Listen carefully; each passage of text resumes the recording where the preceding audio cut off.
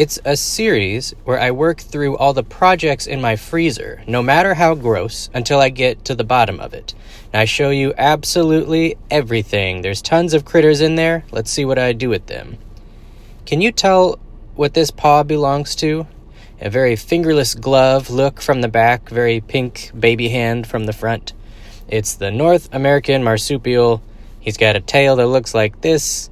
This is the possum.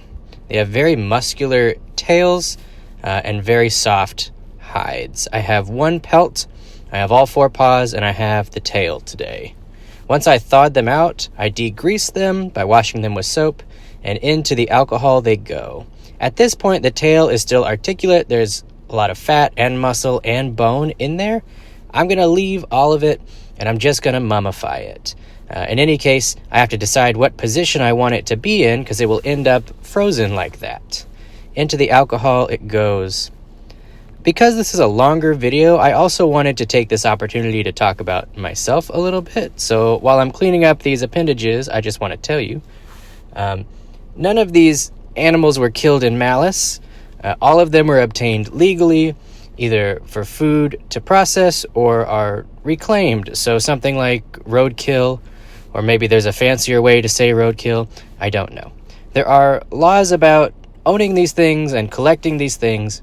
I'm a licensed fur handler. I can own them. I can sell them across state lines. I know what I'm doing in such a way that I'm not going to get sick. I wanted to throw that out there so you have an idea a little bit about who I am. I'm most excited about this pelt. I love possums. They're one of my favorite animals. I love their temperament. I have a bunch of them in my yard. I'm not a trapper. I didn't hurt or kill this animal. This one. He's getting degreased right now. This one did come from a male, which I processed myself. I found him near my house, already deceased. Okay, enough of that. When I work this pelt, I'm hoping to turn it into a garment. It's not quite large enough, so I'll need maybe 2 more to make what I want, but I have a vision. You've just seen me salt it. Here's my vision. You with me? After I've salt and scraped it, I need to degrease it once again. Possums and raccoons and similar such animals are very greasy. I'm going to use the orange bottle. That was a dramatic reenactment because I didn't film myself actually putting it on there. The orange bottle I'll do a review of in a later video. I have a lot of thoughts about it. It's great for some things. It's lousy for other things. That chemical tan sits on there for a couple days until it starts to dry, in which case I start to break up the hide, and it turns the pelt really silken soft, or at least the bottle claims it should. I find I get a papery texture when I work with possum if I use the orange bottle method.